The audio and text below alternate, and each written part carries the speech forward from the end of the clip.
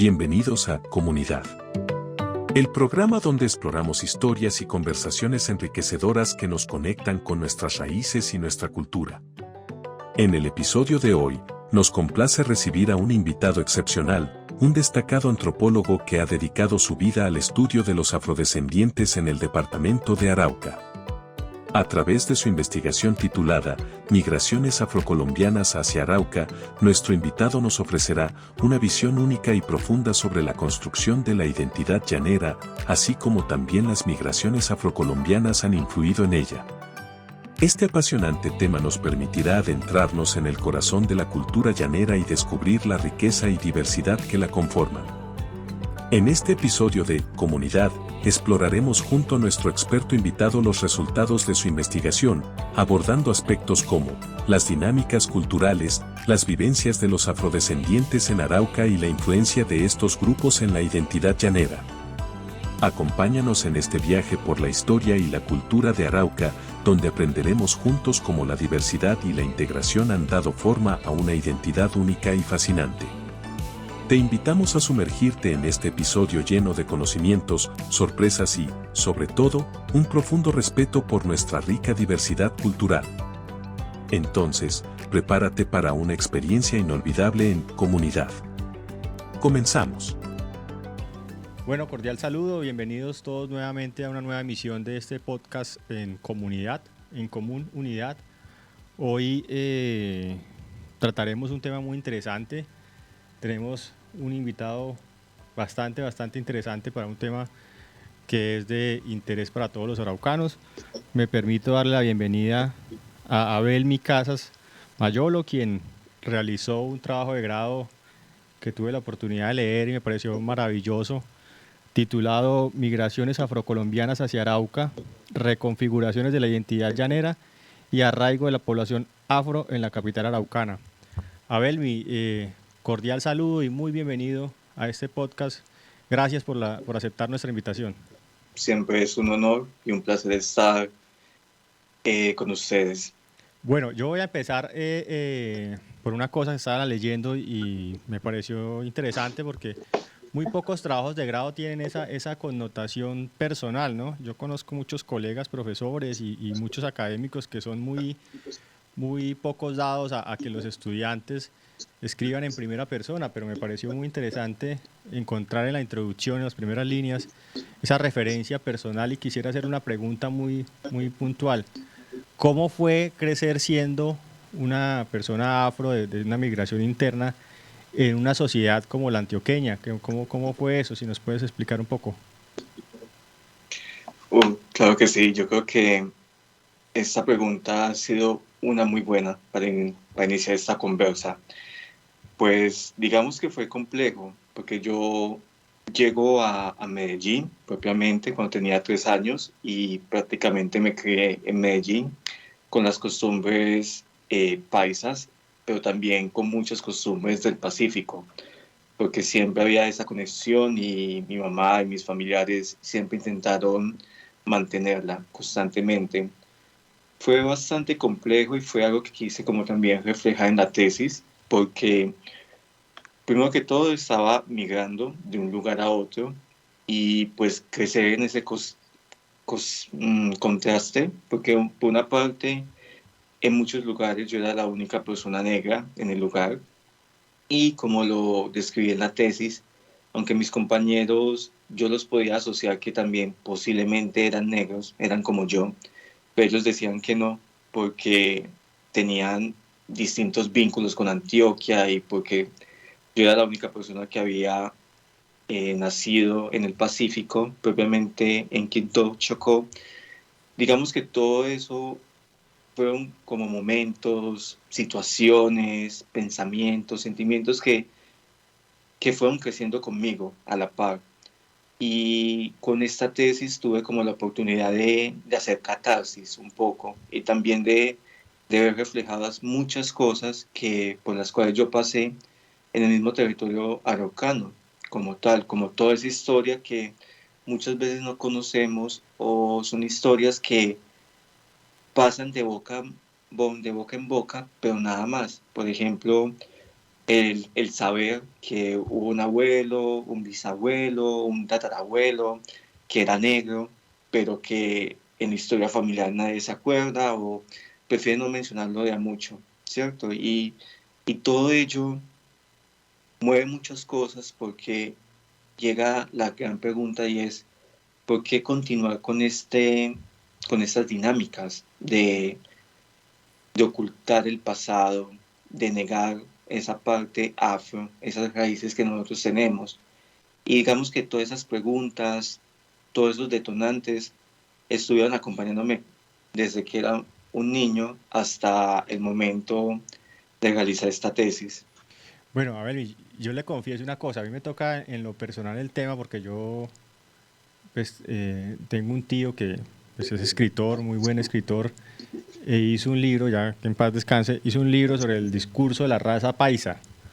Entonces, yo, pues, de cierta manera, mientras leía y trataba de comprender un poco el mensaje que usted nos quería dar, pensaba un poco en esas características de una, digamos, de una construcción social tan fuerte y con tanto arraigo como es el paisa, ¿no? O sea, esa comunidad y pues de cierta manera por eso me impresionó mucho que usted empezara por ese lado, porque pues creo que hay esas construcciones de raza, esos imaginarios que dan lugar a unas prácticas, a unos ritos, a unas cosas institucionalizadas tan fuertes, son de cierta manera, y en el sentido de la palabra simbólico, violentas con el otro, con lo otro, ¿no? Entonces, por eso quise empezar por ahí, porque creo que es una buena referencia también para lo que pasa con la llaneridad y con lo que nosotros vivimos acá en Arauca. ¿Usted cómo lo percibe? Claro que sí, Eduardo. Digamos que es algo que no solamente se da en Arauca, se da en todo el territorio nacional. Y es algo que en la tesis yo lo traté de plantear por un evento muy puntual, y es la independencia de Colombia.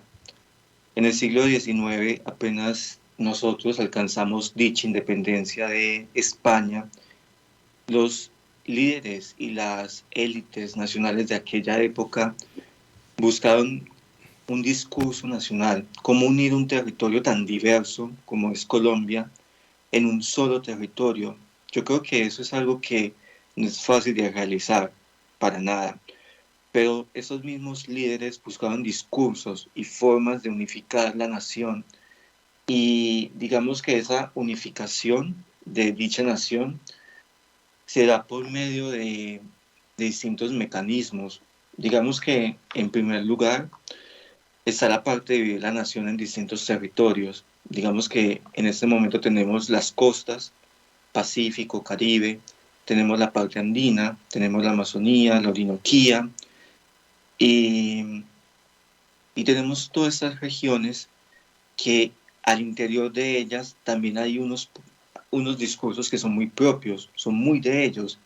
Y en esos discursos encontramos que hay formas de ser, hay corporalidades que son muy específicas, hay personas que son rescatadas, hay eventos que son ocultados como tal, y aparte de ello, encontramos que, como les pone el escritor Arias, encontramos una racialización de las regiones, es decir, a cada región, aparte de atribuirle ciertos componentes culturales, morfológicos y también, por así decirlo, la forma de comportarse, cómo deberían de ser dichos ciudadanos, encontramos también que para cada región hay una morfología, hay un tipo de cuerpo característico, y eso es lo que nosotros vamos a recordar siempre.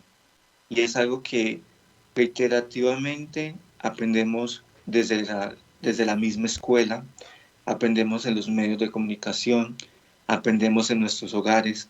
Entonces, es como una cadena de aprendizajes que no quiero decir que estén mal, no. Lo que quiero decir es que hay muchas más voces detrás de aquello que aprendemos. Entonces, en esta racialización encontramos que para las costas, lo que es Caribe y Pacífico, estas costas fueron dibujadas como negras por específicamente la costa pacífica. Porque si vemos el Caribe casi siempre lo encontramos como una región triétnica, en el cual encontramos el blanco, el indígena y el negro en distintas morfologías, ¿cierto? Pero si seguimos ahondando un poco más allá, encontramos que lo que es la parte andina se va a dibujar a ella misma como blanca mestiza. Cuando digo blanca mestiza, es decir, mestizo en la parte física, esa mezcla entre el indígena y el blanco, el europeo. Y cuando menciono blanca, es decir, estas personas van a adquirir todos esos componentes, todos esos atributos, toda esa parte de civilización que se le ha atribuido al espectro blanco, a las personas blancas, a Europa como tal. Entonces, cuando seguimos ahondando un poco más, encontramos que en los llanos también se va a replicar esto, una región blanca mestiza con algunos componentes indígenas, pero en todo eh, en todo este panorama queda faltando algo que es muy esencial y son las migraciones que se dan de una región a otra o al interior del mismo territorio o migraciones que se dan de forma fronteriza en el caso de Arauca y Venezuela. Y también lo otro es aquel componente de los esclavizados. Cuando menciono esclavizados, estoy mencionando aquellos africanos que fueron no esclavos, sino esclavizados como tal. Fueron obligados a ser esclavos y a comportarse de cierta forma.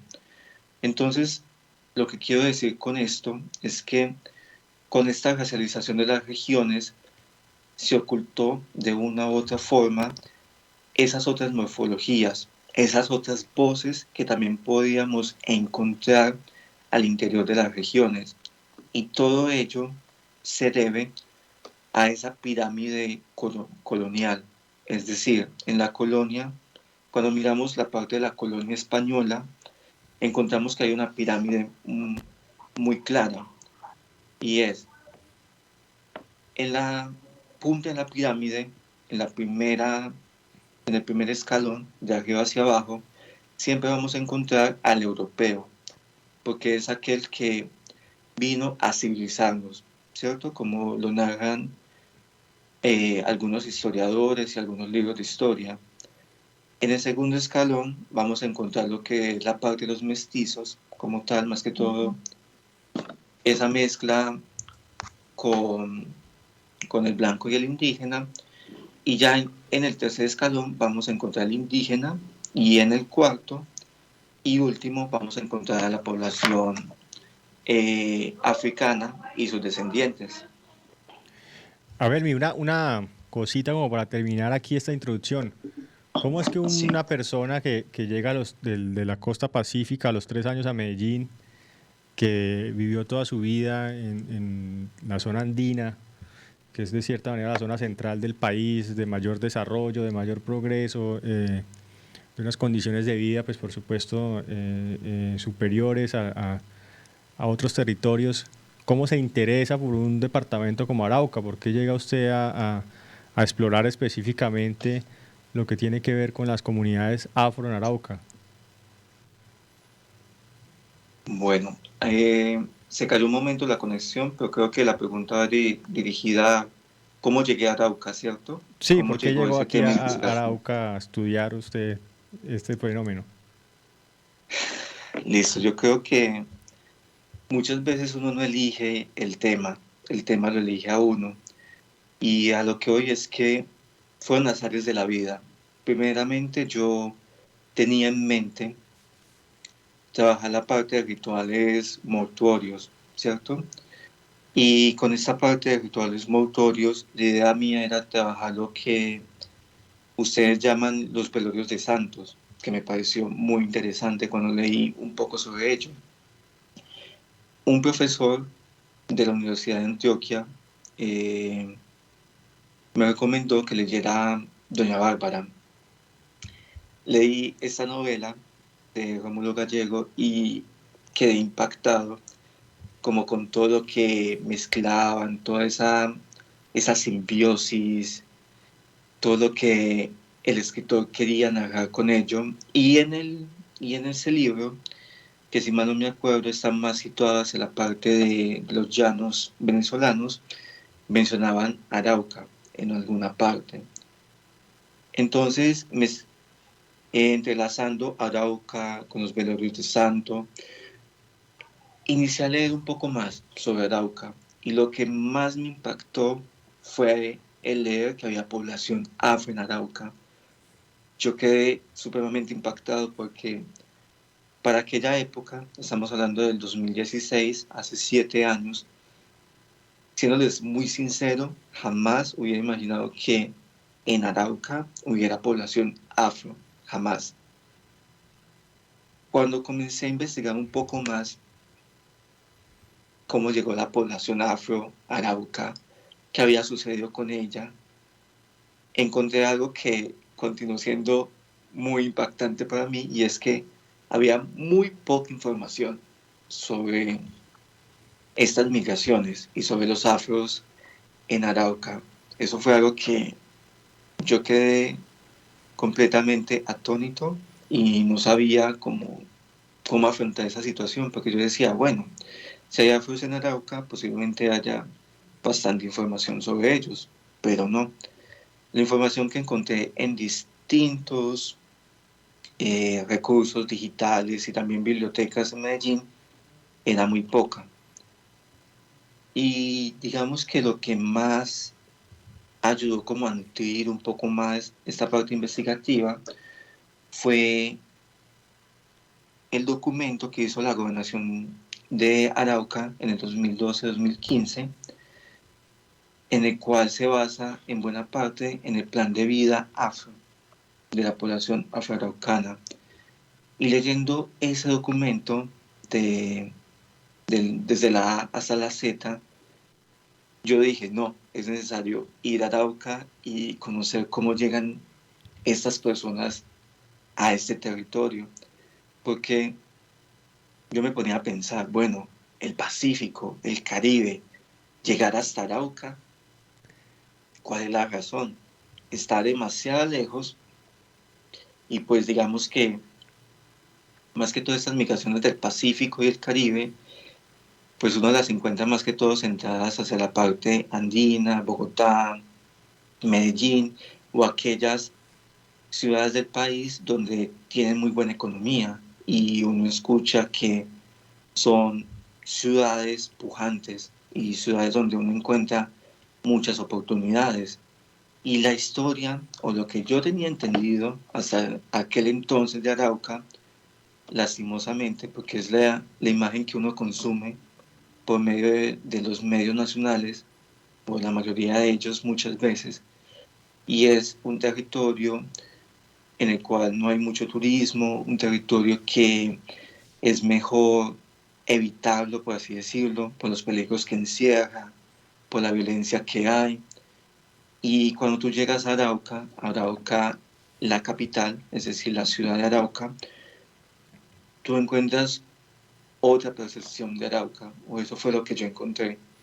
Y yo quedé también impactado porque yo estaba esperando como sentirme, En una zona extrema, bueno, como uno se imagina cuando llega a sí, Bagdad en las películas, más o menos así. sí, como en un peligro constante, porque yo decía, bueno, tengo que tener cuidado con quién hablo, con quién no hablo, pues tengo que también mirar a qué horas puedo salir, a qué horas es aconsejable mejor volver al cuarto que estaba rentando. Entonces, el hecho de poder caminar la ciudad de Arauca, incluso a tipo 10, 11 de la noche muchas veces, el recorrer varios lugares, el poder hablar con distintas personas, el mirar el otro aspecto de Arauca, de la capital araucana, fue algo que para mí fue gratamente desnaturalizante y fue algo que sinceramente yo dije, wow, sería maravilloso uno poder venir Arauca, poder visitar Arauca muchas más veces, poder conocer la sabana araucana, poder disfrutar de esos momentos de ser un día como llanero, de esas costumbres, estar en un acto, aprender a enlazar, aprender a hacer distintas cosas de las labores del llano e inclusive escuchar joropo ahí junto a los artistas, como uno logra percibirlo en el Día de la Araucanidad, que aparecen muchos artistas araucanos del joropo y es algo que uno, wow, uno sinceramente dice, esa es otra Colombia y esa es una Colombia que vale la pena conocer, vale la pena darle la oportunidad y vale la pena ir soltando también todos esos fantasmas que uno va acumulando diariamente sobre ciertos territorios o sobre ciertas personas. Obviamente hay una imagen nacional muy marcada, de cierta manera exagerada por algunos focos que se han presentado históricamente, pues por supuesto el conflicto armado es uno de ellos, las malas administraciones públicas son otro tanto, y así se ha ido creando un imaginario no del todo positivo sobre el territorio. Sin embargo, hay unas cosas que no hay que desconocer, y yo entiendo, por lo que usted cuenta en su tesis y por lo que nos ha venido contando aquí, que de cierta manera ser afro en Arauca ha sido y sigue siendo ser invisibilizado, es decir, ser desconocido, ser de cierta manera excluido. ¿Eso es una lectura correcta? Es una apreciación correcta? Podríamos decir, ahorita entramos un poco al término que usted ha utilizado muy bien, que es el de blanqueamiento de nuestra historia, pero específicamente cuando uno llega a ese, pues sí, yo no creo que puedan haber afros en Arauca, pero los que estamos acá, que los conocemos y que compartimos, pues también tenemos cierta tendencia yo no sé si a segregar, pero sí por lo menos a excluir de cierta manera a estas poblaciones. ¿Es correcto? Bueno, yo creo que esta parte de la invisibilización o exclusión de la población afro en Arauca, habría que mirarlo en distintos componentes, no generalizarlo como tal. Si uno mira la parte histórica, digamos que sí hay una invisibilización en varios sentidos, incluso en la tesis trato de apelar y debatir esa construcción de la identidad llanera para Arauca como tal propiamente y su construcción, el por qué no se habla un poco más de esa historia de, de los descendientes africanos en Arauca, en la fundación de Arauca o cómo llegaron, porque no se trata de ahondar un poco más sobre ese criollo negro, ¿cierto? Que se menciona en los documentos estatales como Gobernación de Arauca 2012-2015, pero que sencillamente hay muchas preguntas detrás de ese criollo negro. Incluso una antropóloga que ella hizo su tesis sobre la población afro que emigró hacia el Casanares, ella lo mencionaba el criollo negro para el Casanares. Y ella decía que posiblemente esta población haya llegado por medio de Arauca y por medio de los atos venezolanos. Y eso fue algo que a mí me llamó mucho la atención y también me ayudó un poco a dirigir esa parte histórica de la tesis. Pero si uno sigue ahondando un poco más sobre esas formas de invisibilización de esta población, digamos que la administración de Arauca ha hecho avances con la parte de las oficinas de asuntos étnicos, tanto para el municipio como para el departamento, ¿cierto? Pero yo creo que esa parte de la invisibilización, exclusión a nivel social, Creo que los más indicados para tratar este tema a profundidad son los mismos líderes afros, los mismos líderes de la mesa de concertación afroamericana, porque la tesis yo la hice en el 2017 y ya han pasado 6 años y también tuvimos lo del COVID, ¿cierto? 2020, que fue un año bastante complejo y ahora en Colombia estamos viviendo una inflación bastante compleja también. Entonces, puede que lo que yo haya escrito en la tesis sobre cómo está la población a nivel actual en Arauca, puede que se haya agravado por estos detonantes. Y lastimosamente, digamos que yo no continué indagando sobre esa parte, cómo estaba la población afroamericana a nivel social, porque de una u otra forma lo que uno puede consumir por medio de estos medios digitales es muy limitante. Entonces, no hay nada mejor como aquellas personas que están en el territorio y están viviendo día a día con la población, ¿cierto? Para poder precisar si estas formas de exclusión se han venido generando, han continuado o también se han agravado con estos dos detonantes que antes mencioné. El 2020 con lo del COVID y actualmente, que no es actualmente, ya viene desde casi un año para acá, o un poco más, la inflación que se está viviendo en Colombia. Exactamente, Abel, y tienes razón en algo, pues obviamente tendremos que indagar un poco más con quienes están en territorio y ejercen liderazgos.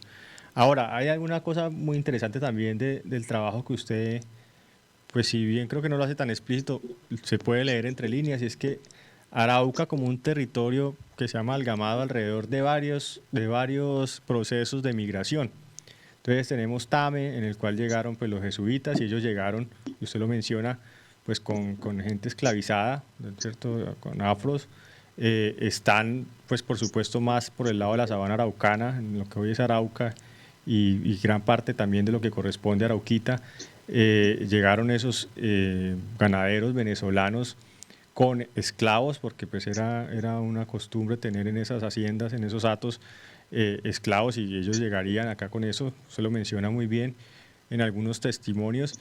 Y luego está más reciente toda la zona del Sarare, con lo que se ha denominado la colonización dirigida, y aquí llegaron personas, y usted ya se lo menciona ya con nombres propios, del Pacífico y del Caribe, a ejercer diversas funciones, entre los más destacados pues los profesores y los que fueron funcionarios públicos. Es decir, han venido como durante varios momentos y de varios lugares.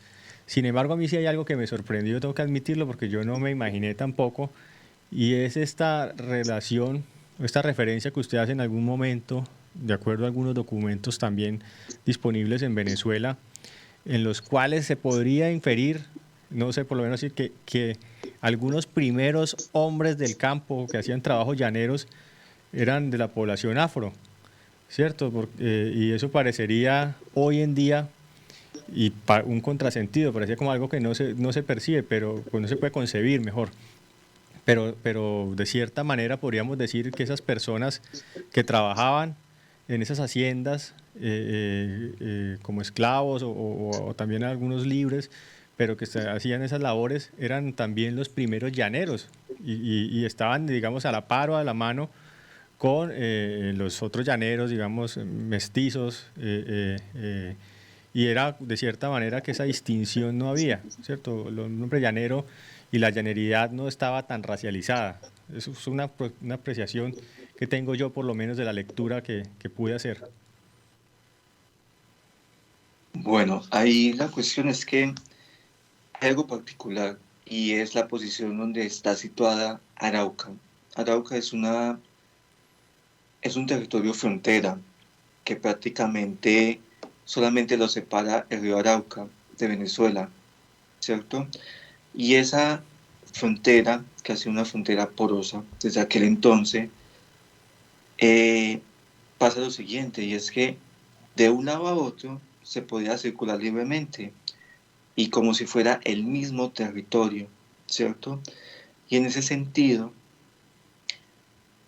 sería bueno indagar un poco más cómo fue esa construcción de- del concepto de raza para la época colonial en los llanos venezolanos, pues más específicamente en Apure y también en el Amparo, ¿cierto? Y cómo eso influyó mucho más en esta parte del criollo negro o el llanero o del afrollanero para aquella época.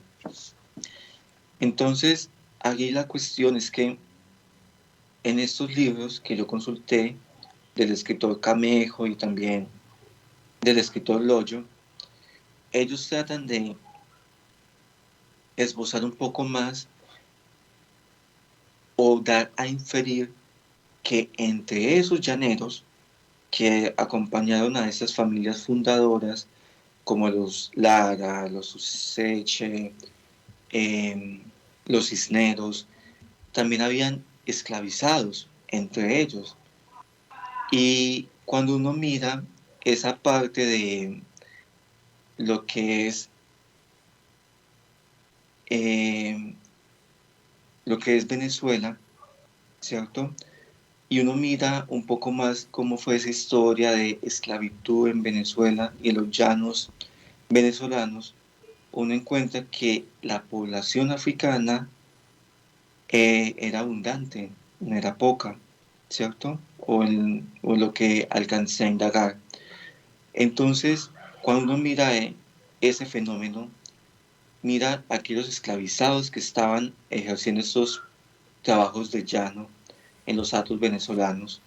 Mira también los cimarrones, que son estas personas descendientes de africanos que alcanzaron su libertad eh, por distintos medios y se vuelven cimarrones porque se vuelven rebeldes, no aceptan ese orden social que se les quiere imponer y viven libres, por así decirlo, en distintas partes y al acecho también de ser capturados nuevamente por ese régimen colonial, el régimen español. Encontramos que ellos también pudieron pasar de un lado a otro, ¿cierto? De este mismo territorio.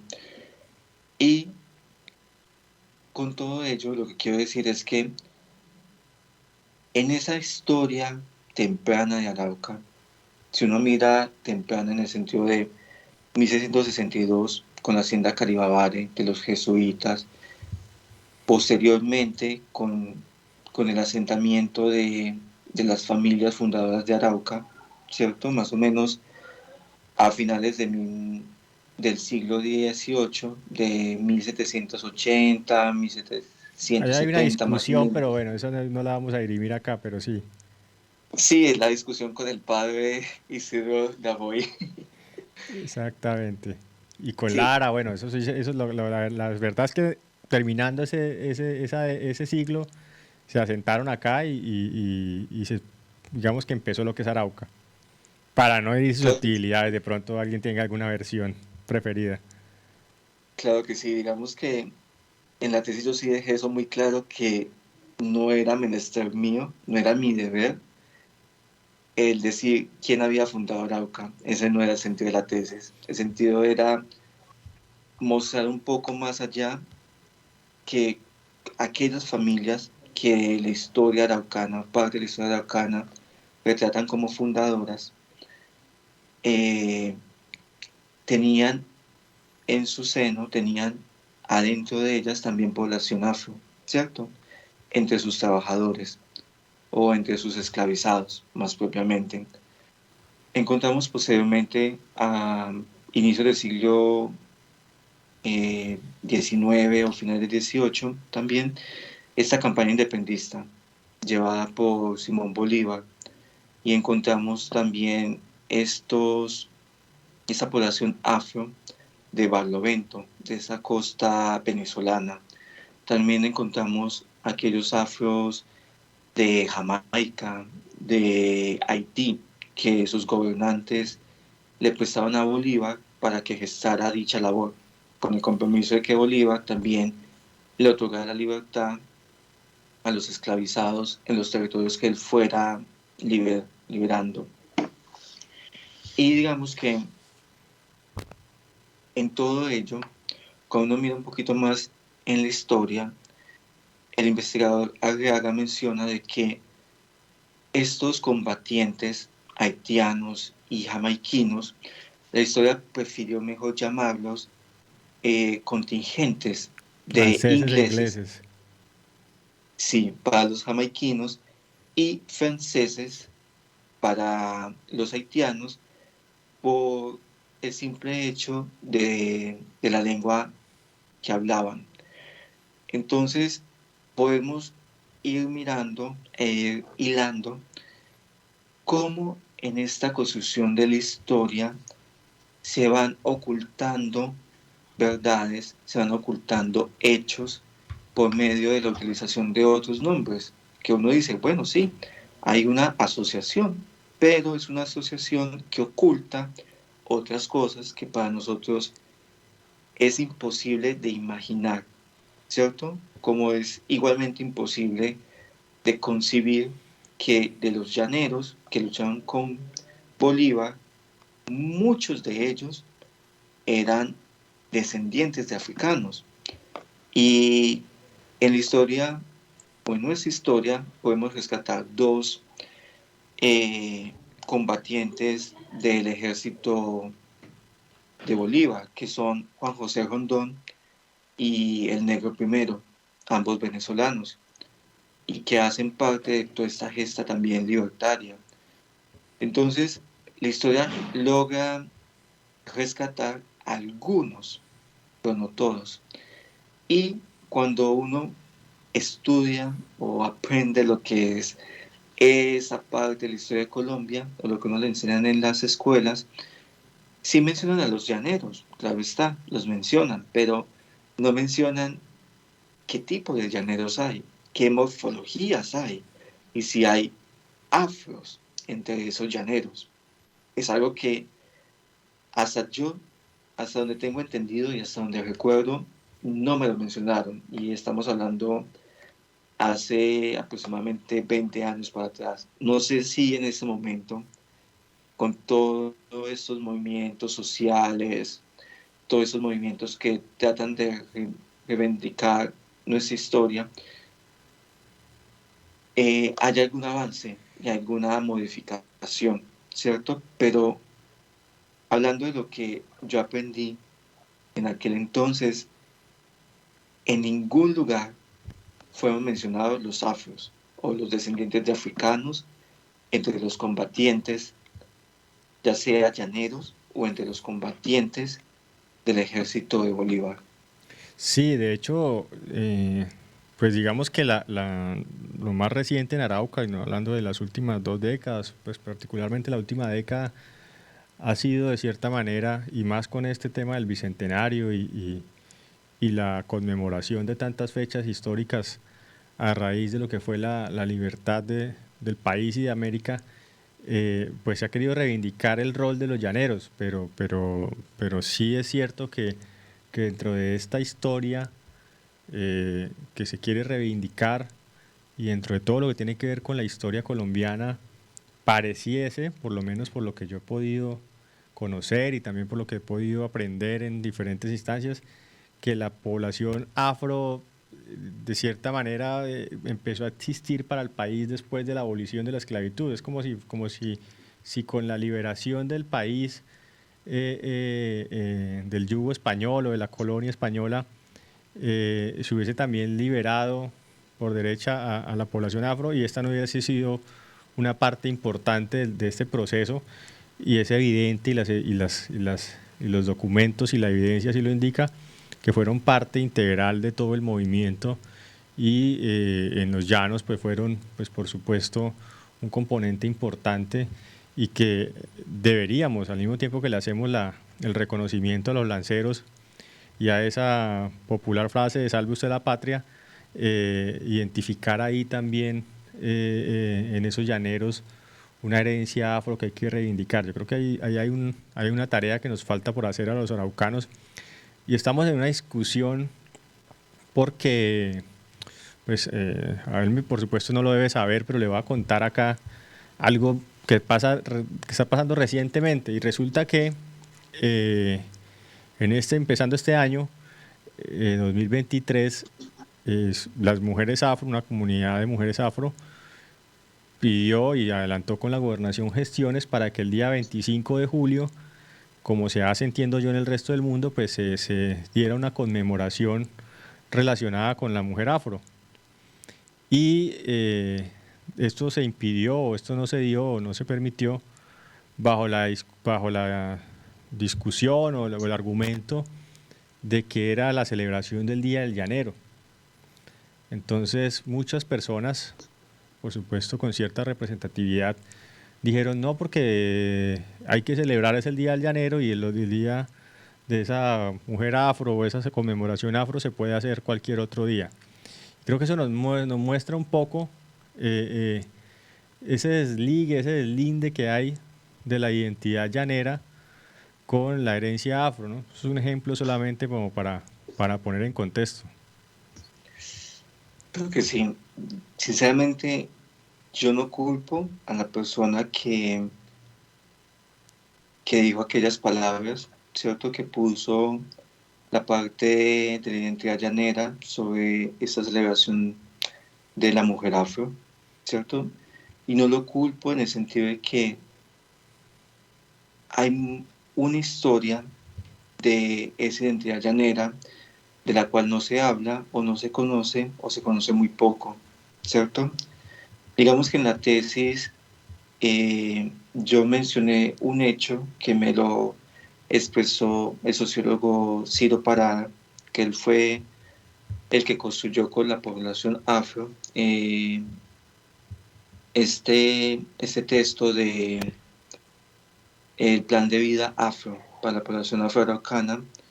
Y él menciona algo, y es que cuando comenzó a viajar por Arauca para promover lo de la cátedra afro y que se mencionara la cultura afro en las instituciones educativas, y es algo que está amparado por la ley, en la ley 70 de 1993, un docente o alguien del cuerpo educativo le dijo que por qué, que por qué no se iba, que por qué mejor no se rescataba y se hablaba de lo llanero. Y digamos que en toda esta mezcla, porque es una gran mezcla, hay varias confrontaciones, y es algo que los mismos llaneros en la tesis me lo expresaron, y es ese, digamos que de un momento a otro, Arauca pasó de aproximadamente 25.000 habitantes, Arauca, la capital, para los años 80 más o menos, pasó a más de 100.000. Entonces, imaginemos cómo se sentiría una población que pasó de ser la población mayoritaria a ser una población minoritaria dentro de un gran conglomerado, ¿cierto? ¿Y cómo se sentiría esta población que trata de salvaguardar su misma identidad? Trata de que también la identidad llanera sea reconocida, sea valorada, también sea acogida por las personas que llegan, o también por las personas que llegan y tienen sus hijos siendo criados ahí en los llanos.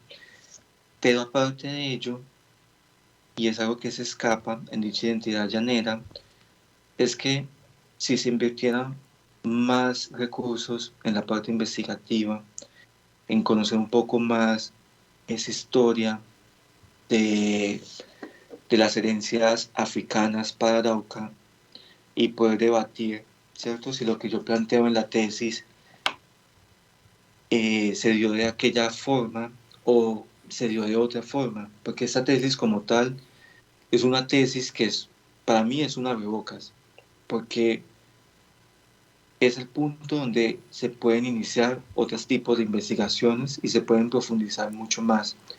Y más que decir cómo debe ser la identidad llanera, la tesis lo que intenta es invitar a la misma población araucana y los mismos foráneos, ¿cierto? Aquellos que no son araucanos, a buscar esa parte de esa raíz africana, esa raíz afro que hace parte de ellos. Y cuando digo que hace parte de ellos, hace parte también de esa identidad regional y hace parte también de esa identidad llanera. Entonces, en este entramado de asuntos, se puede mirar que el celebrar la identidad, el celebrar esa identidad llanera para aquella fecha, también se puede rescatar a la mujer afrollanera, ¿cierto? En la parte de la historia. Y es algo que creería que muchos araucanos podrían hablar mejor que mi persona, y es cuántas mujeres afrollaneras, es decir, llaneras criollas, hay en Arauca, en la sabana de Arauca. ¿Cuántas de ellas hay? ¿Cuántas de ellas no se mencionan o no se conocen mucho? ¿Cuántas de ellas no sabemos sus historias? ¿Cierto? ¿Cuáles son esas historias de esos criollos negros en las sabanas araucanas? ¿Qué pasa con ellos? ¿De dónde vienen sus antepasados? Muchos de ellos pueden decir, no, mi antepasado vino desde Barlovento, vino desde la costa venezolana, o puede que algunos de ellos aparezcan con otro tipo de historias, mucho más antiguas. Entonces, digamos que en esa exclamación que dijo aquella persona de por qué no se rescataba la identidad llanera, es entendible el por qué lo dijo, pero también es entendible el por qué no ir más allá, ¿cierto?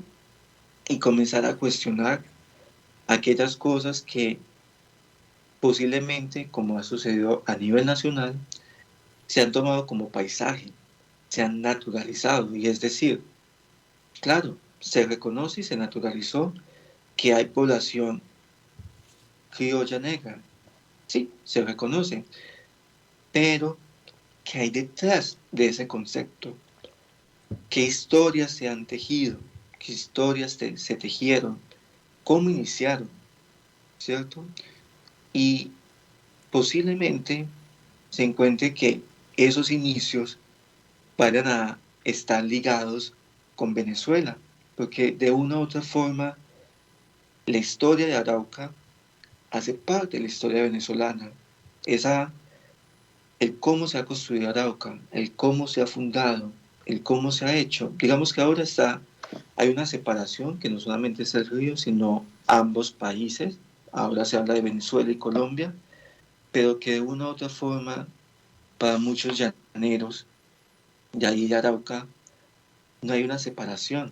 Ellos se sienten como si tuvieran una ciudadanía llanera, y en esa ciudadanía en la cual la llaneridad es una parte tangencial de ella, no hay una frontera, porque se comparten muchas cosas, se comparten tradiciones, se comparten formas de hacer el trabajo del llano, se comparte posiblemente canciones, cosas culturales, gastronómicas, y algo que es muy relevante, se comparte lazos sanguíneos entre ambos territorios, familias que viven tanto en Colombia como también familias que viven ahí en los llanos de Apure o o en otras partes del llano venezolano. Yo lo escucho, yo también he pensado en cierta medida que, digamos que la cultura llanera y específicamente en Arauca ha sido un poco endogámica, ¿no? Es decir, aquí en Arauca hemos estado en procesos de expansión demográfica como esporádicos, como por momentos, ¿no? Entonces se vino con toda la historia del Dorado, repito, con los jesuitas, hemos estado al vaivén al inicio de la historia también de la situación política venezolana, de los dictadores venezolanos, de cuando permiten el tránsito por el Orinoco, es decir, hemos ido y venido, pero hemos de cierta manera sido endogámicos y yo lo escuchaba a usted cuando hablaba muy acertadamente diciendo hay una población que era mayoritaria y se ha vuelto minoritaria y que de cierta manera esa asimilación de grandes cantidades de población nueva le genera también lo estamos viviendo en la época contemporánea en Estados Unidos, donde la población blanca ha dejado de ser mayoritaria, por lo menos predominantemente mayoritaria, y lo estamos viviendo en otros países de Europa, donde también digamos que la migración ha hecho que crezcan otros grupos sociales y eso genera escozor y miedo, y ese miedo pues lleva a ciertas conductas que algunos tachan de xenofobia y otros de autoprotección. Pero a lo que yo quiero llegar es que también en el documento, y nos pegamos ya el salto para finales del siglo XIX, principios del siglo XX, hablamos de una época de Arauca en la cual surge esta distinción que hoy en día también suena mucho, y es la del guate, y algo me pareció muy curioso, la del museo, y de cierta manera esta distinción de los llaneros con lo otro, que también está muy racializada, ¿no? También está muy marcada por la raza, y que de cierta manera, si entiendo bien lo que usted plantea. Vale. En esta parte de los Musu y los Guate, como contextualizando un poco, durante la tesis encontré que en Arauca se mencionaban los Musu, que eran estos migrantes, estamos hablando de mediados del siglo XIX, 1850, son estos migrantes de Europa o Estados Unidos que llegan a Arauca, muchos de ellos provenientes de, por ejemplo, Italia, Alemania, Francia, Líbano. Entonces llegan estos migrantes a Arauca y llegan también importando distintas cosas, sus costumbres, eh, creando también negocios como las fábricas de jabón, de pasta, de gaseosas, también los cines, la importación del whisky y entre otras cosas más. Entonces, trayendo, por así decirlo, la civilización, entre comillas, porque venían de esa parte que se ha concebido como civilizada, es decir, Europa, lo blanco. Pero también encontramos otro, otro nombre muy característico que son los guates, ¿cierto? Pero si bien, aunque estos guates, muchos de ellos son mestizos, ¿cierto? Eso no quiere decir que vayan a tener la misma acogida que tuvieron los Museum, ¿cierto?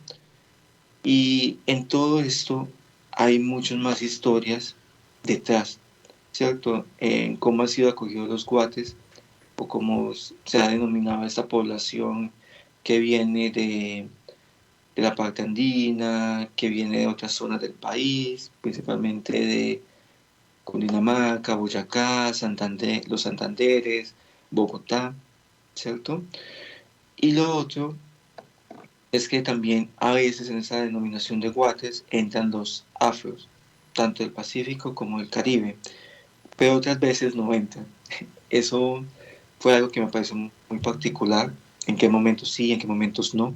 Fue algo que no pude, No se comprende siendo muy bien. honesto, sí, como clarificar, no, sino que había momentos donde se incluían a esa población dentro de los guates y había otros momentos donde no, eran completamente diferentes porque los afros compartían muchas más similitudes a nivel cultural con, con la cultura araucana, con la cultura llanera. Y era algo que me parecía muy particular, como toda esta relación que se teje y que muchos de muchos araucanos mencionaban de que se llevaba muy bien con los afros, ¿cierto? Dentro de todas esas historias que logré escuchar, ¿cierto? Porque hay múltiples historias, claro está, en dicha relación.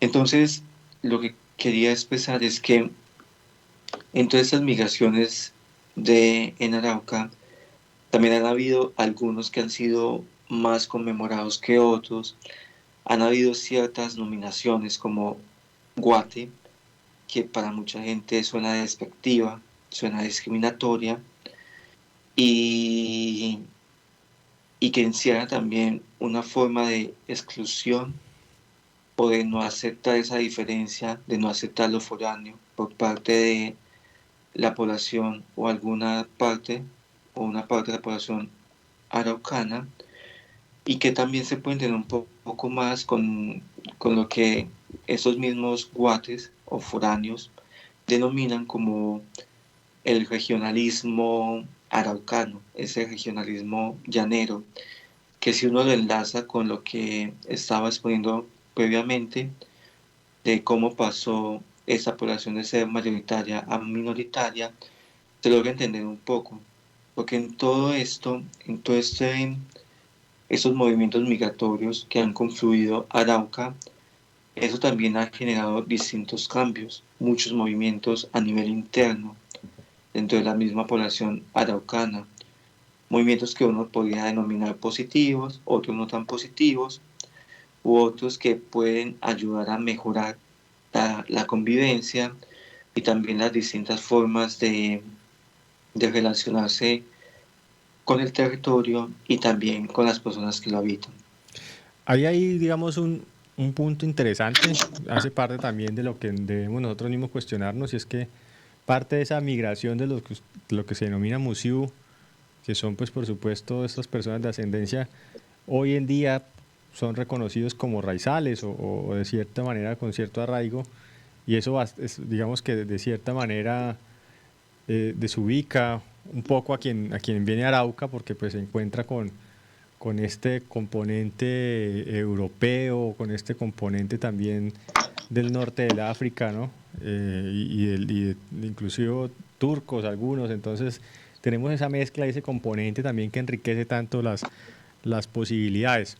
Pero retomando un poco sus palabras, y ya entrando un poco en lo más contemporáneo, se diferencia, y así usted lo hace, se discrimina, se distingue dos tipos de migraciones de la población afro en Arauca, ¿no?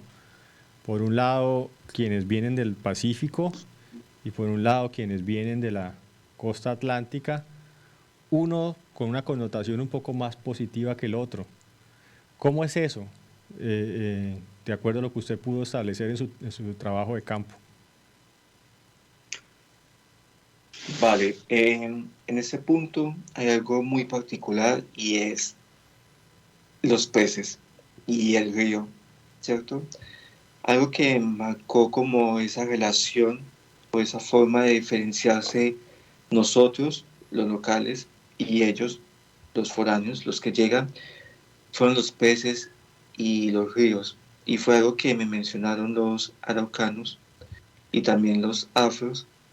Y fue algo que cuando lo escuché la primera vez no pude entenderlo con claridad, pero luego, a medida que fui desarrollando la tesis, yo dije, esto es algo muy importante que vale la pena ser mencionado en la tesis, ¿cierto? Porque en este punto estamos hablando de de un apelativo, una forma de nombrar por parte de los locales hacia los afros, pero más específicamente los afros del Caribe. Y estamos hablando de el costeño arrasador, ¿cierto?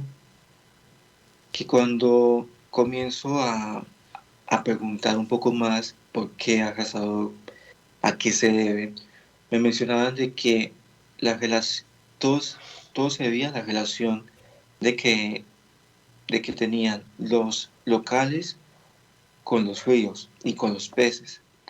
Para el araucano de aquella época, estamos hablando más o menos 70 o 80, eso viene siendo como los tiempos, ¿cierto?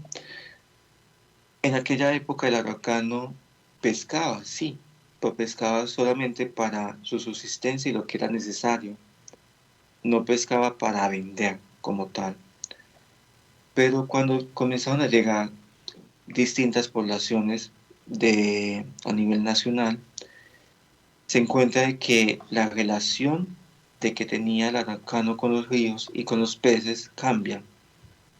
Y la población del Caribe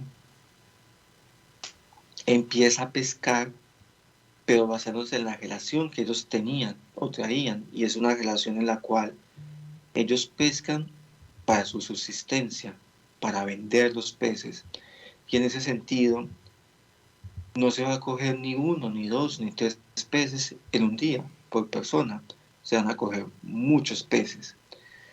Entonces, en ese punto, toda esa relación de que se tenía con el río comienza a cambiar y el araucano comienza a percibir cómo esa riqueza que había en los ríos con respecto a los peces comienza a disminuir entre más y más y más y más. Y una forma que, que se empleó, o lo vi como una forma de utilizar cómo se sentía, ¿cierto? Darle un nombre a cómo se estaban sintiendo, era esto del costeño arrasador, que muchas veces eso de costeño arrasador incluía a los afros del Caribe, como también a los afros del Pacífico, o a veces solamente a los afros del Caribe, porque al fin de cuentas terminaban catalogando a ambos porque compartían la misma característica física, la piel oscura, ¿cierto? El ser negros o ser descendientes de afros. Entonces, al indagar un poco más allá de, bueno, está claro lo del costeño, pero ¿por qué arrasador? ¿Qué tiene que ver esa palabra? Buscando en un diccionario encontré que arrasar está relacionada con invadir, destruir, arruinar y tener algo o alguien un éxito extraordinario. Y si uno mira un poco más allá, cómo se han dado estas migraciones y cómo se han venido sintiendo también una parte de la población araucana, uno encuentra que muchas de estas palabras casarían muy bien con todos estos fenómenos que se han vivido y que posiblemente se sigan viviendo. Porque ahí la cuestión es que en esto último, el tener un éxito extraordinario es algo que muchos afros tuvieron en la parte del boom petrolero, porque encontramos que muchos de estos afros del Pacífico, del Caribe, venían ya como profesionales o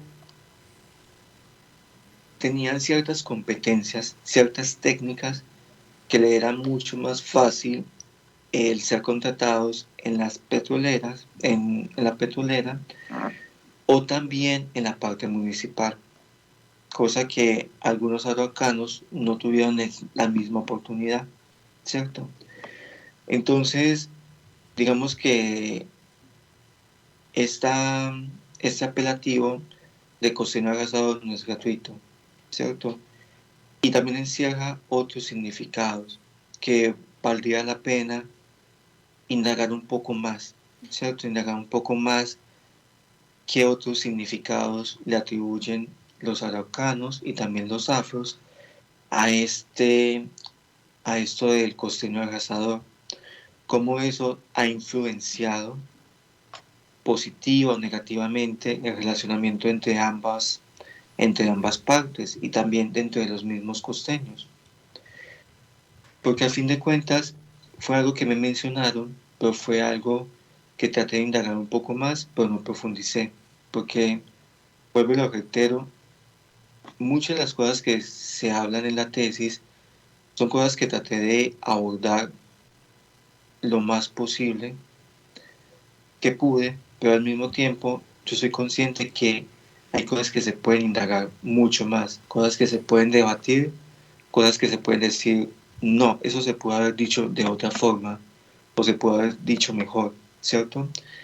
Y vuelvo y lo reitero, es una invitación para aquellas personas que estén interesadas en el territorio o por fuera del territorio, el ir a investigar a Arauca, porque es un territorio que hay muchas cosas que no han sido investigadas y que contribuirían mucho a esa construcción de la identidad araucana y también a esa reconfiguración de la identidad araucana, porque ahora la misma identidad araucana está más que siendo afectada, están contribuyendo a su construcción los foráneos y los hijos de aquellos foráneos que nacieron por fuera del territorio porque se han criado en el territorio, o aquellos que se nacieron y se han criado en Arauca.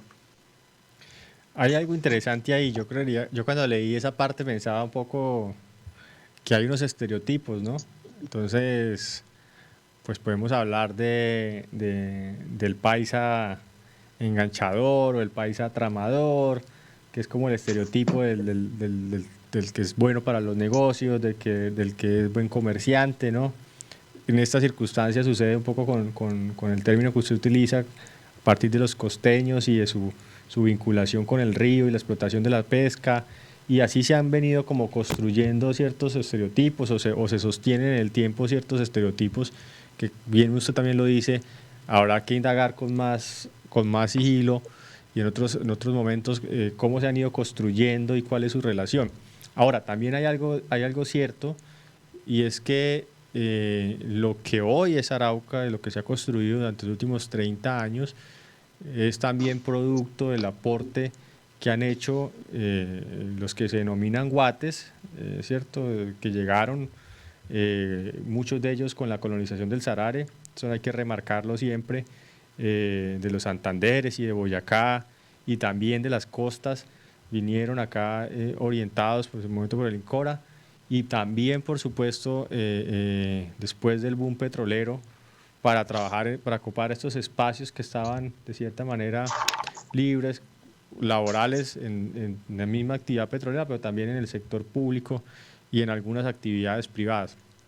Todo esto se ha venido construyendo, y esa construcción hay que valorarla porque hace parte de lo que hoy en día somos, y como bien lo dice usted, es lo que ha llevado a que hoy en día se esté reconfigurando lo que significa lo araucano, ¿cierto? La araucanidad. Yo por lo menos en algún momento escribía que creo que la araucanidad es un poquito más amplia que la llaneridad, que la araucanidad hoy en día encierra estos muchachos de los barrios populares que nunca han montado a caballo, pero que escuchan a J Balvin por encima del Cholo Valderrama, por ejemplo, ¿sí? Encierran estas culturas urbanas que se han venido consolidando poco a poco, porque este es un territorio que a la década del 80 era predominantemente rural, pero que hoy es predominantemente urbano.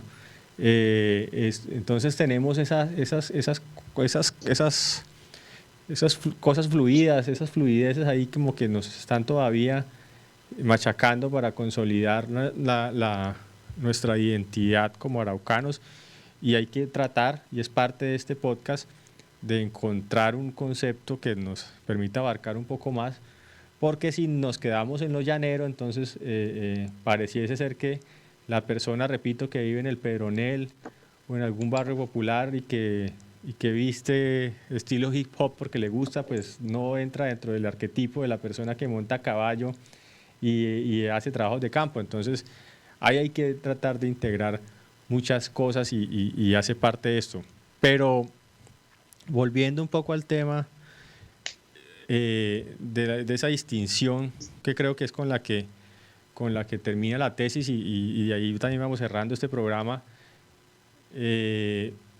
más allá de la connotación de arrasador o no, de cierta manera usted distingue algunas diferencias entre lo que ha sido un proceso migratorio desde la costa pacífica y otro que ha sido desde la costa caribe, ¿cierto? Con ciertas, digamos, diferencias en su connotación social, y por supuesto también con ciertas diferencias en sus condiciones de vida, porque aquí hay que reconocerlo también, y es uno de los partes de los imaginarios que hemos consolidado en Arauca, es que esta es una zona rica, pero en medio de esa riqueza vivimos también en condiciones de pobreza. Entonces hay unas personas que han venido buscando un bienestar, buscando algunas promesas de bienestar, buscando algunas posibilidades de vida, pero que han entrado también a generar algunos procesos sociales de pobreza, de cinturones de miseria y pues un poco más recientemente de delincuencia, de inseguridad urbana y estos fenómenos que se pueden asociar un poco o se pueden vincular entre sí. Hay una diferencia ahí, ¿no? Hay una distinción ahí que se hace en la tesis, por lo menos usted lo plantea. En esta, que podría pasar para muchos desapercibida, pero también esta distinción que se ha venido marcando por sus digamos, por las diferentes motivaciones y los diferentes espacios también que han conquistado a través de esas migraciones. Eso lo plantea usted también en el documento. Sí,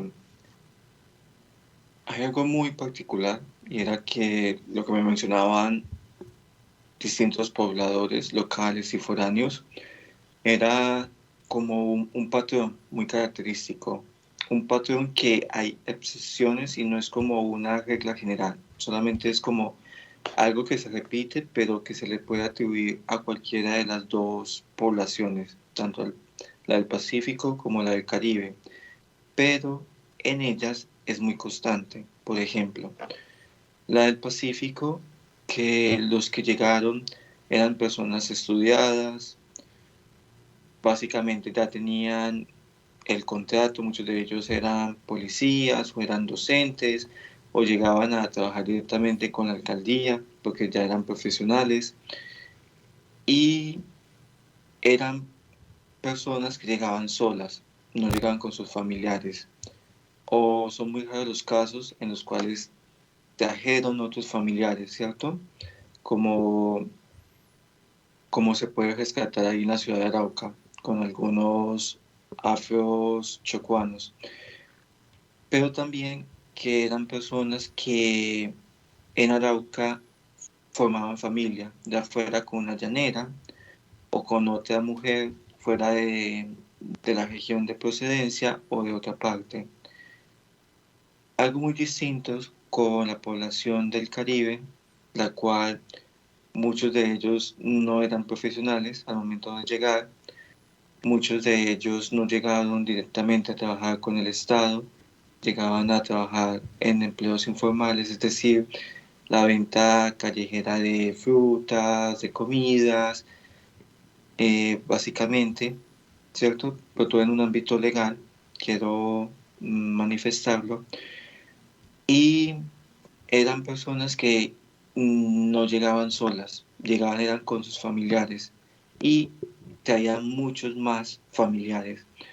Digamos que ese patrón, que era algo que me mencionaban para aquellas migraciones, estamos hablando del boom de los 80, con ese boom petrolero, de cómo comienzan a llegar esas poblaciones afros para aquel entonces, son como los patrones que más se identifican.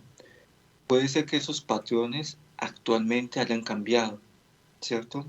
Y que no sean como tan tajantes, porque era algo que mencionaban incluso los afros, y era que algunas características que yo mencioné para los del Caribe, algunos del Pacífico las tienen y viceversa, porque incluso ahí mismo en Arauca me mencionaban que habían profesores de educación física del Caribe y ellos como tal cumplían con algunas características de las que se atribuían al Pacífico.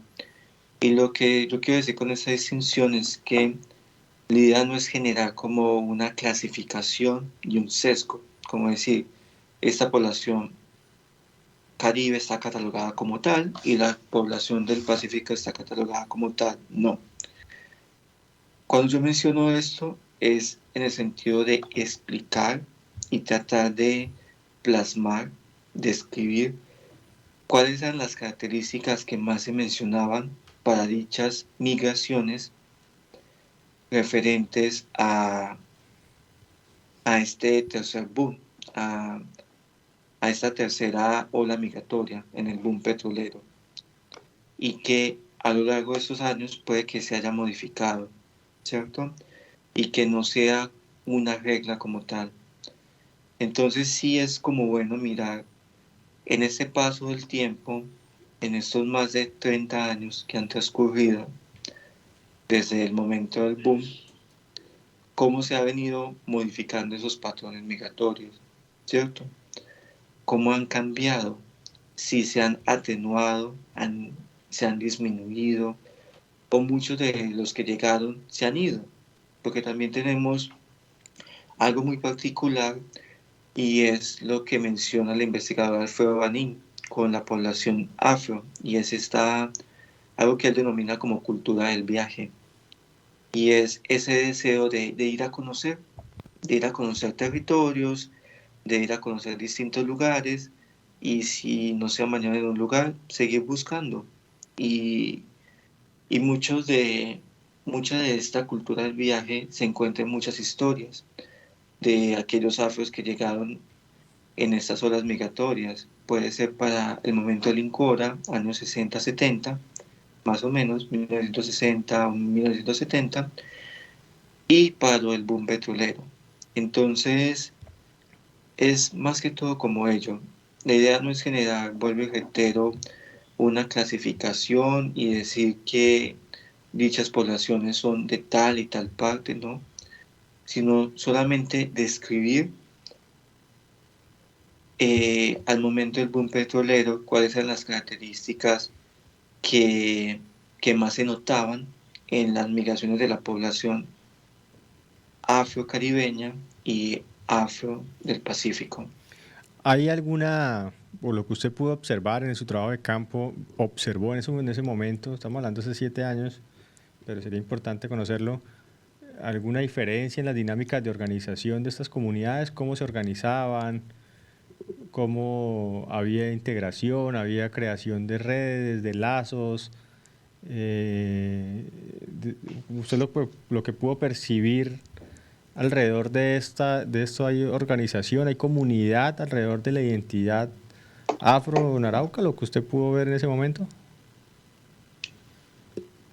Bueno, cuando hablamos de comunidad, habría que mirarlo en distintos niveles, Sí, porque es una palabra que encierra muchos significados. Si lo miramos de una forma general, como comunidad, podríamos hablar de que si la hay, en el sentido de la parte organizativa con este liderazgo que han venido ejerciendo desde la mesa de concertación afroaraucana, ¿cierto? Con la parte de los grupos que hay a nivel urbano de población afro, estas organizaciones, y también aquellas organizaciones o consejos comunitarios en la parte rural. Entonces, si uno mira desde una parte organizativa comunitaria, encuentra esta, estas organizaciones, ¿cierto? Estos consejos comunitarios, que su misma palabra habla de una comunidad, ¿cierto? Si uno mira un poco más allá de esa parte comunitaria del trabajo del Estado, hablando propiamente de la parte del gobierno, con la población afro-residente de Arauca, se puede hablar de que con estas oficinas, tanto en la gobernación como en el municipio, se intenta establecer una comunidad, puentes comunicativos con las distintas comunidades, las distintas organizaciones, los distintos consejos comunitarios, los distintos líderes que hay en Arauca, la misma población afroaraucana. Entonces, mirándolo de esa perspectiva, si uno mira un poco más allá, otros sentidos de comunidad para Arauca, uno encontraría aquellos barrios donde uno encuentra más población afro, ¿cierto? Que es más que todo, me mencionaban que eran las que se encontraban en la parte del dique, en la parte de la margen del río, que en estos momentos se me escapa varios nombres, eh, Primero de Mayo, creo que Alfonso López es otro que me mencionaban. Hay varios, Perunel, creo que también es otro. Hay varios barrios que ya están identificados que hay mucha población afro, que la mayoría de su población es afro, ¿cierto? Y al interior de dichos barrios hay líderes organizando distintos movimientos, promoviendo la parte de la cultura afro, con la parte de la danza, la gastronomía. Entonces sí, y si uno mira un poco más allá, otro tipo de organizaciones o sentidos comunitarios, uno encuentra historias entre algunos afros del Pacífico que ellos tenían la costumbre, me mencionaba que tenían la costumbre de reunirse, compartir entre ellos, cocinar platos típicos de la región del Pacífico, compartir historias. Entonces, esa parte de comunitario embarga tantas cosas que, sinceramente, yo quedo corto en describirlo, porque son muchos los microuniversos que se van tejiendo en esa palabra comunitario o comunidad, ¿cierto? Entonces es algo que es supremamente enriquecedor, es algo que es muy valioso, es algo que también es grato cuando uno encuentra personas que toda la vida se identificaron como raizales, es decir, autóctonos de la región de Arauca, de ahí de la región llanera, pero que con todo este movimiento afro que se ha venido gestando en Arauca, con todo este movimiento que trata de hacer conciencia, de construir conciencia a nivel conjunto, muchos raizales de ahí de Arauca se han venido autoidentificando también como afros, porque han venido reconociendo algunas historias que le han contado en su familia o de algún antepasado que, que era descendiente de africanos. Entonces ahí también estamos hablando de otro tipo de comunidad, ¿cierto? Esa parte, cómo se van dando esas relaciones entre aquellos raizales que se están autoidentificando como afros y cómo se están relacionando con esas culturas afros, porque no es una sola cultura afro, estamos hablando de la cultura afro del Caribe, estamos hablando de la cultura afro del Pacífico, e que incluso al interior de dichas regiones encontramos también diferencias sutiles, diferencias que también pueden ser más grandes, y que sería muy enriquecedor escuchar afros, si vamos a hablar del Pacífico, afros que vengan del Chocó, que vengan del Cauca, a, que venga de la parte del Valle, o que incluso vengan de la parte del Nariño y que vivan de ahí de Arauca. Y qué diferencias, qué similitudes se encuentran ahí entre ellos. Y es algo que también sería muy enriquecedor, como mencionarlo y conocerlo. Sí, exactamente. Hay todo un mundo variopinto ahí para también seguir analizando y es uno de los llamados del programa. Ya, Abel, estamos terminando, agradeciéndole mucho, mucho su tiempo y disculpándonos por abusar un poco también de él, porque sabemos que hay una diferencia horaria. ¿Dónde es que está usted? ¿En qué ciudad del mundo se encuentra hoy? Pues en este momento estoy en Malta, vine más que todo a aprender inglés y pues sí, tenemos 7 horas de diferencia, Bueno, entonces más que todo. la estamos trasnochando, pero vale la pena. Yo quisiera, pues, que este texto, vuelvo y repito, es una tesis que se hizo para el grado de antropólogo, migraciones afrocolombianas hacia Arauca, reconfiguraciones de la identidad llanera y arraigos de la población afro en la capital araucana.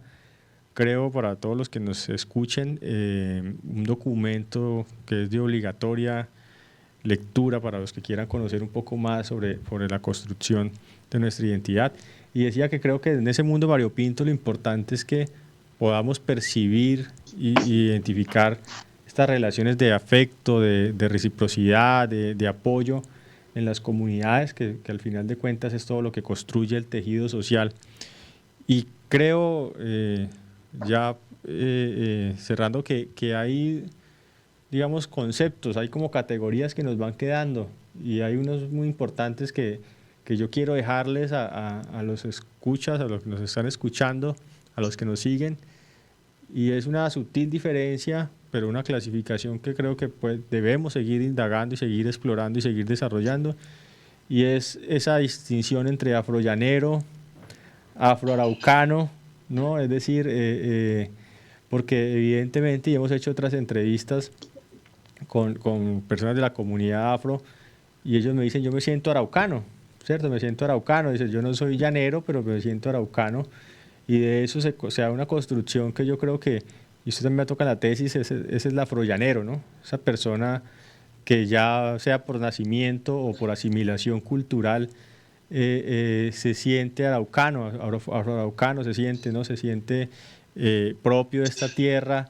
Muchas personas lo expresan, a usted se lo expresaron, a nosotros también lo expresan, que es como que esta es su morada, va a ser su última morada, no se sienten, digamos, de otro sitio, no sienten como que deban trasladarse a vivir sus últimos años o su cuerpo ya después de que fallezcan lo deben llevar a otro sitio, sino que esta es su última morada, este es como su lugar en el mundo.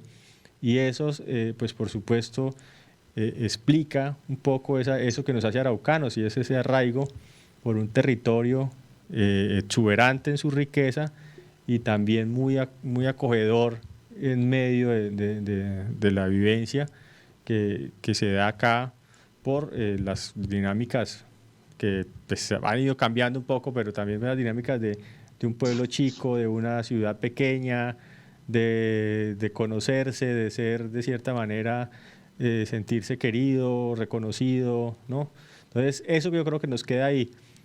Y el tema del afrollanero nos queda, ya para la palabra, nos queda en el sentido en que digamos que los llaneros también tienen esa herencia afro, ¿no? Tienen esa connotación y hay que reconocer y visibilizar lo que eso implica y lo que han hecho en la historia y lo que nos han brindado y lo que nos han orientado. Esas dos categorías, yo me quedo con esas dos cosas también del documento.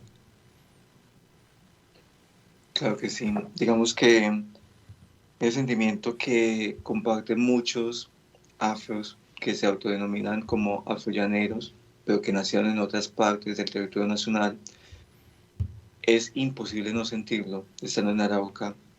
Hay algo en Arauca que le hace a uno como coger cariño de una u otra forma. Hay tanta belleza en su sabana, en sus atardeceres, en su gastronomía. El mismo llanero, como me lo describían cuando entra en confianza, es invaluable, es una joya prácticamente, porque uno encuentra una persona sonriente, conversador, dicharachero, como dicen, y que uno siente una pasión. Y cuando uno escucha el joropo, escucha cómo ellos cantan, cómo lo bailan, hay algo ahí que uno siente un cariño que uno no sabe de dónde surge, pero hay un cariño por esas raíces, por aquello que es Arauca y aquello que es lo llanero. Y ya como lo último que me gustaría mencionar, y fue algo que vino a, me vino a la mente hace algunos instantes cuando te escuchaba, Eduardo, y es algo que menciona el cazador novato, el señor Rafael Martínez. Él mencionaba una clasificación de los tipos de llaneros, ¿cierto? El llanero completo, el llanero veguero, el llanero patiquín y el llanero de corazón. Ese último, el llanero de corazón, fue uno que me quedó sonando. Yo dije, wow, posiblemente muchos afros que no nacieron en Arauca se sientan como llaneros de corazón, que son aquellos llaneros que, o aquellas personas, quiero decir, que no nacieron ni en los llanos venezolanos, ni en los llanos colombianos, pero que se apasionaron de alguna forma con las tradiciones y las costumbres llaneras, que son grandes conocedores de ellas y las practican día a día.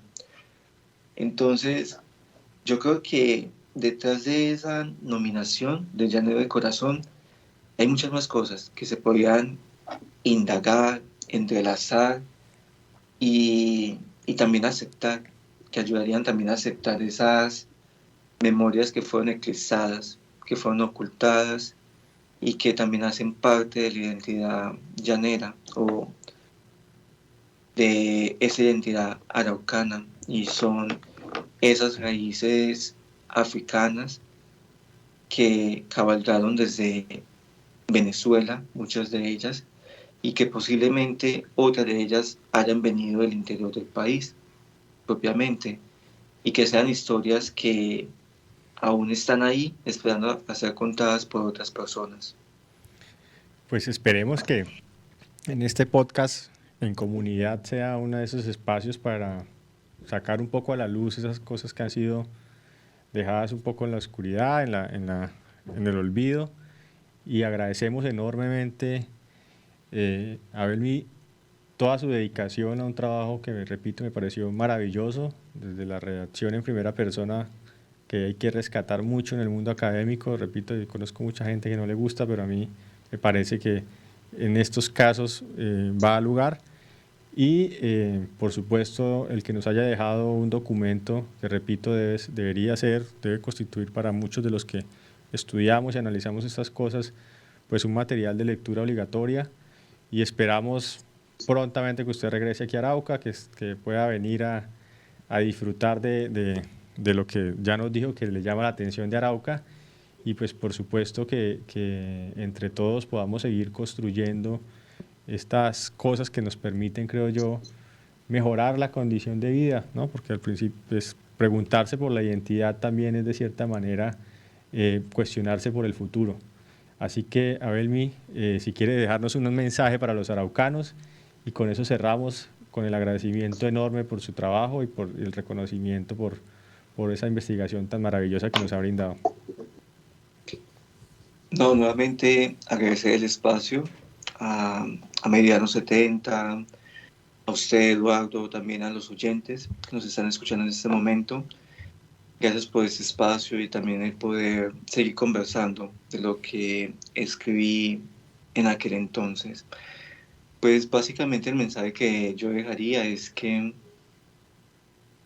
vale la pena seguir indagando y no dejar cada cosa que escuchamos o creemos por sentado, porque al fin de cuentas cada parte de nuestras raíces son importantes, porque son aquellas que han contribuido a lo que nosotros somos hoy en día y a lo que nuestras familias fueron, son y seremos. Entonces, creo que hay muchas cosas que valen la pena seguir contando en Arauca y sobre su historia. Y pues como lo mencioné en la tesis y vuelvo y lo reitero ahora, la tesis queda abierta a ser leída, a ser debatida, y claro está, también está la invitación a que sea interpretada y también cuestionada, porque con esta tesis yo no quiero como decir es que esto es lo que Arauca debería de ser, no.